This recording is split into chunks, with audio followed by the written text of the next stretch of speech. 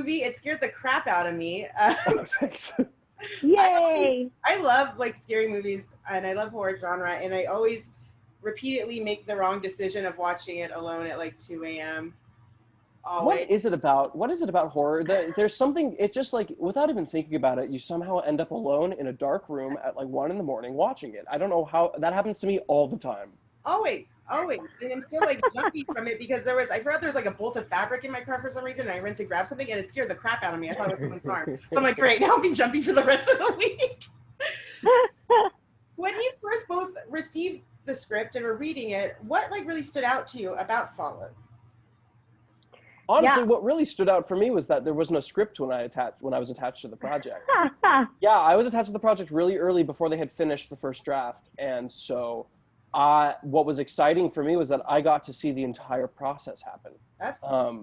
It's very unusual to have an actor come onto the project before you even have a full production team. And they wanted me to be a part of it from really early. And I think that's part of why it works. It was really cool for me to get to do that. Yeah. I came on much later, almost a year, I think, after Matthew was cast. And what I really loved about it is that the women in this story were not anything you typically see of women in horror movies, right? Like there was no sexy scene. There was no like she's crying because she's so weak or so scared. Like everyone's emotional drive was from the horror or from the situation, and it was just all based in like such real characters. I was like, oh, this is the people I want to play. Like the women were so tough and so just one of the boys, like they're doing their job. Like I thought that was tougher than the boys, actually. I was gonna say, yeah, hell of a lot tougher than the boys. That's what I thought too. I was like, I want to do this. I want to be one of these girls, because that's what we are, right? Yeah, I loved all the roles, and it did seem so real, which is a tribute to you guys because you made it seem real. Because I feel like, I don't know, like sometimes in horror it's so easy to go kind of like cheesy or whatever, but I felt really immersed from the get-go, and it did kind of parallel something that could happen very easily in life, especially with YouTube and that the whole storyline about that. Mm-hmm. I agree. I love to is I grew up in LA, and I love the history of LA, and I love, of course, the hotels downtown and the hotel. What's it called, Lenox in the film? In the movie, it's called the Hotel Lenox, yeah. Which is I think modeled after probably like Hotel Cecil. Yeah, Cecil. Right. Hotel. First of all, where did you film it? Was it in downtown LA, or where did you? We had two hotels. One was in Koreatown and one was in downtown as well. They wanted to shoot at the Cecil, but the Cecil said no, which unsurprisingly, considering their sort of media coverage. Weirdly, they're trying to distance themselves from these stories. Good luck. Seriously. How was like shooting? Because I mean, just being in even like Koreatown's like creepy at night. Like being in any hotel, I would think it would add to the. Even though you're shooting, you have cameras and equipment everywhere, it still has to feel eerie, I would think. You know, you go, Sam. We've talked about this before, but I feel like when you're on set for a horror movie, you're buying inside of the scenes to such like ludicrous things. Like, you know, you have to watch the director's hand and like that's the monster, and you just have to make that eye cut. Like when you're buying into such stuff, in between takes, you are laughing. Like you are every so time. Hard. And you're having such a fun time because you're just literally playing the most pretend. Like it's the most setup of a fun world. And so to do that with a group, you all buy in so hard that you are having the most fun between sets. So actually set is the least creepy thing to me. Also, there's so many people, there's so many moving parts. So much of this movie was filmed during the day for night. So we had a lot of like scrims, tons of window coverage. The lighting was really important, but a lot of our filming was, I think we only had 1 or 2 days that we filmed in the evenings, to be honest. Yeah, we barely shot at night, thank goodness, because I love to sleep. So that was really nice for us. I seconding Sam, like it's so there's so much physical comedy that reads on camera as like good horror, because it's just not something that you see in your normal life. Hopefully you don't see it in your normal life, my God. But there were, you know, as with pretty much any horror movie, we had our moments, we had our scary moments, we had things that weren't supposed to happen that happened that just seemed a little too convenient, so it was a little scary at times. But for the most part, we were having so much fun. I remember watching Sam do this one chase sequence, and she's like running down the hallway screaming with the other actor Tim Dreyer behind her, and I was sitting on the floor of the hotel on the out of frame, just crying, laughing so hard, because it was just like, okay, go again, okay, scream, okay, go again, okay, scream. It's just great. Super glad I couldn't see you during that. Yeah, of course. I wouldn't have laughed in your face, only behind your back. I have to ask too, because I love John Savage, and growing up I loved the movie Hair, and you played Claude in it. How is working with John Savage, who's been in Deer Hunter and like every freaking movie there is? I was blown away by the fact that he was a part of the project, and they were like, yeah, you're going to be sitting next to him for an entire day on set, and I was like, oh, okay, and somebody from The Godfather, that's fine. And he was just like the nicest, most professional, showed up ready to work, excited to work. You know, Sam and I have met him at so many different events for the movie, and he's always such a pleasure to speak to. So yeah, great. Oh wait, you froze for a second, but now you're back. I thought my computer, I mean, it's my Wi-Fi. It's spooky. Oh, God, those struggles with Wi-Fi, my goodness, it's just never ending. You know what? Spectrum is not so great, and I have no other choice. Sorry, totally off topic. I hate when that happens.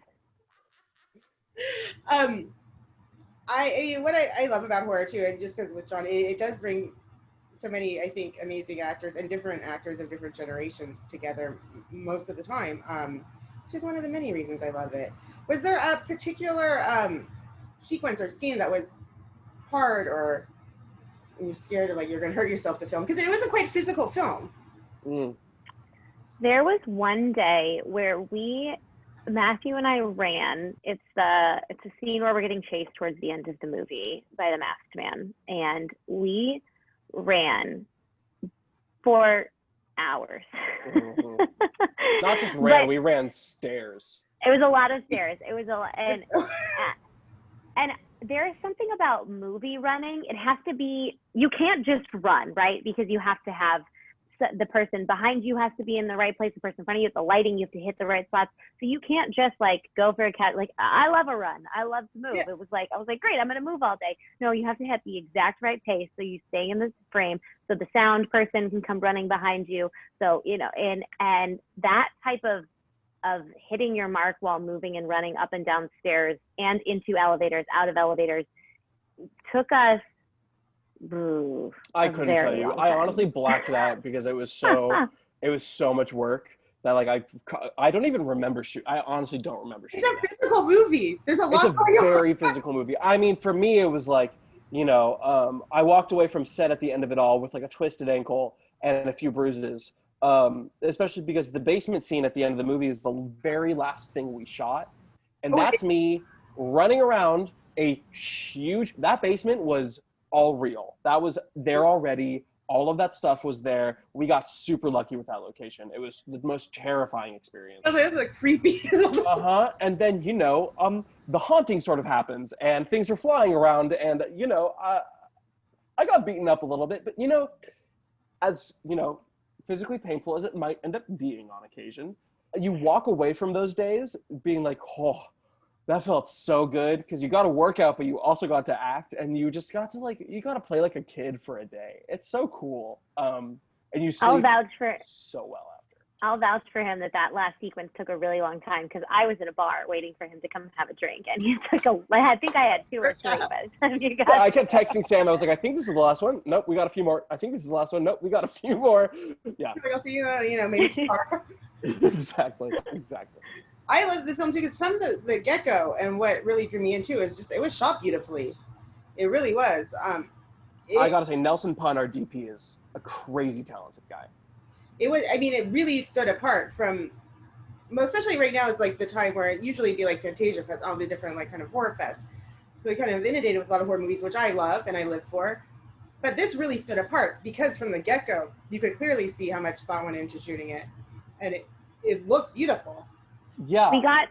We got very lucky with Nelson, especially because of the way it was shot as a found footage movie. He had to basically be one of our team. He was the actor you never saw. He was in every scene. He was behind us, in front of us. We were always guiding him where we had just moved in the scene so he could follow us.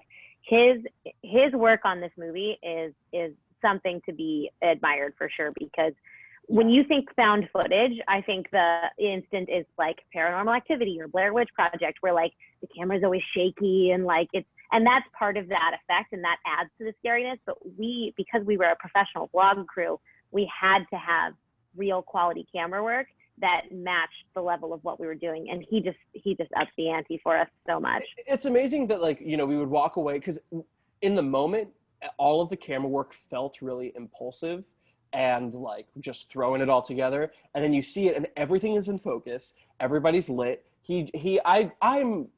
I don't understand how he did it, truly, because I've been on that sets. Short period of time. Yeah, I've been, a typical camera team is 4 people for 1 camera or 3 people for 1 camera. And it was just Nelson, and then he had a guy who would run a new lens over to him and then run back out of the shot.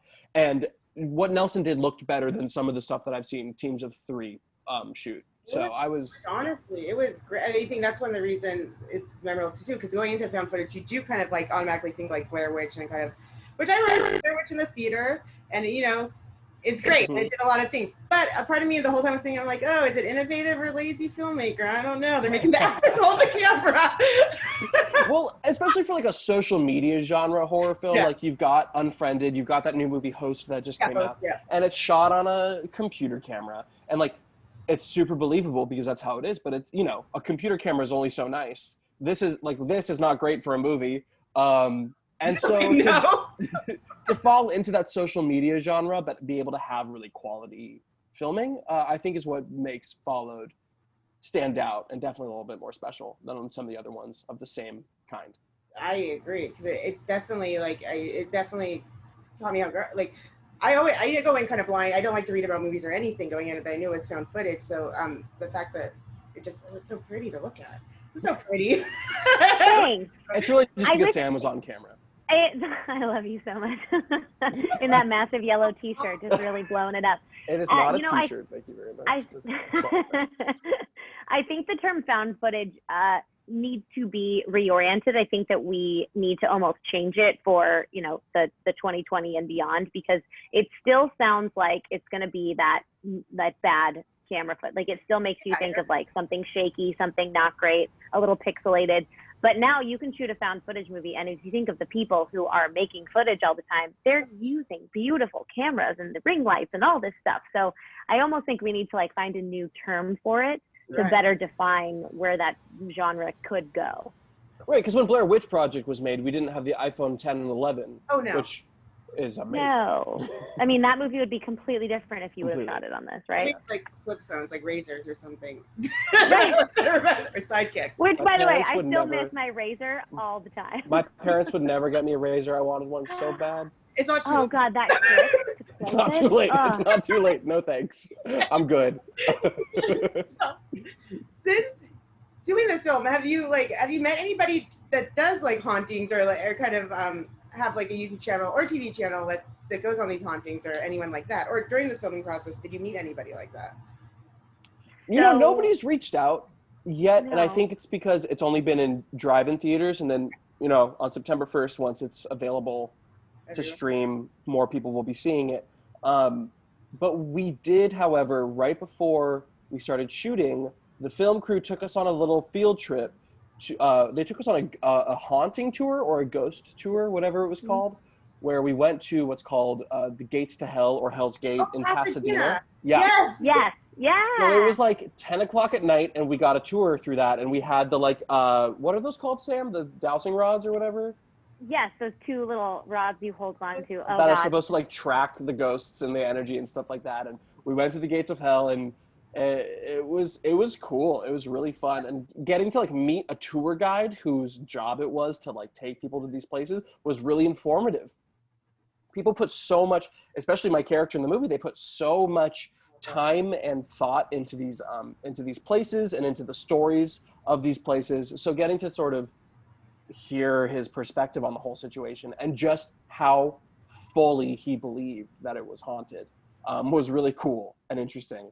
Yeah. And there's like, you could put anyone who doesn't believe in any spiritual thing, in any afterlife thing, and if you put them on one of those tours with someone like that, who I wish I could remember his name, but he was so passionate and so practically invested in this as a thing that I was like, well, I don't even believe in this, but I buy in now. Like, I am so in. Because yeah, I walked away from that situation like a ghost is following me home. Yeah. It is following me. It's coming for me. It's happening. Aleister Crowley is now in my house forever. I just think it is a phenomenal movie. The characters are so interesting. Your character, Matthew, like, totally had a twist. It's really good. It goes places. The twist towards the end, I loved. It was super cool getting to play this like really snarky guy that you really would not give a second chance, because he's like, let's be real, Mike is so annoying. He's such an annoying guy. And then to see him go through this character development and have a full arc, and you end up understanding why he is the way he is, and getting to do that was this was my first feature film, so getting to actually play a really fleshed out character like that, a privilege, and something that I don't think a lot of actors get. So I do feel really lucky in that regard. I love the ending, by the way. I won't, of course, say what it is at all, but I love the ending. I love everything about the ending. It's great. I love a good cliffhanger. That's all I'm gonna say. I love a good cliffhanger. Mm-hmm. What do you hope that audiences take away from the film? Yeah, Sam. Man, that's a great question. I mean, like I said, I hope it starts to redefine the found footage genre. I hope it, brings in a new light to that world, because now we do live in a world where everyone has access to a really good camera at a moment's notice. I think there is also, it's so funny because Matt keeps referring to himself and his character Drop the Mic as annoying. But I think because I saw it only from Danny's perspective, I was like, oh, he's just my buddy. He's just like, this is his thing.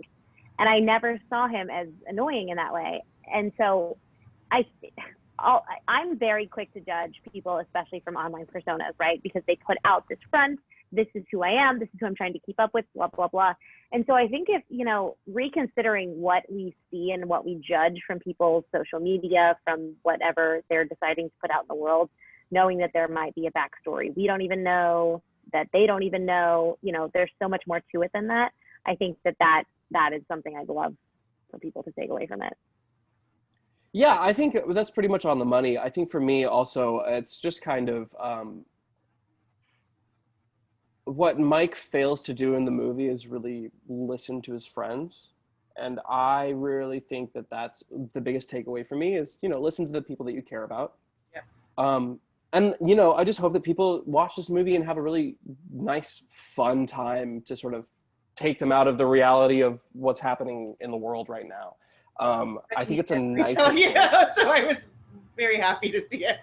Yeah, I'm glad to hear that. Yeah, exactly. So yeah, I hope that we just give people like a little bit of a reprieve from what's going on in their lives, and I hope that they have fun, and I hope that they love us, because that's why we become actors. No, I'm just kidding. Oh yes, absolutely. And I hope you both are amazing in it, and I hope to see you both in many more things. Thank you. Hopefully, I like horror, so I hope more about anything. You both did a fabulous job, though, honestly, and it was a lot of fun watching it, and I just really enjoyed it a lot. And thank you for making it. And I don't see how people wouldn't like it. Well, thank you so much. Yeah, we had fun making it, so we just hope that people have fun watching it. They have to, unless something's wrong with them. All right, you're the new hype girl. That's it. Yeah, exactly. No, I don't see what the problem. They have a problem if they. It is like it's scary and it's fun, and you'll be scared of fabric in your car the next day, and it's Yep, correct. and it's beautiful to look at. It's shot so well, and so I keep bringing that up, but sometimes you don't always get that, so it's appreciated. Oh, no, you definitely don't always get that, so it is nice. It's definitely nice. Congratulations. It really wonderful film, and can't wait to see what you guys do next. Thank you so much, and thank you very much for having us. Thank you.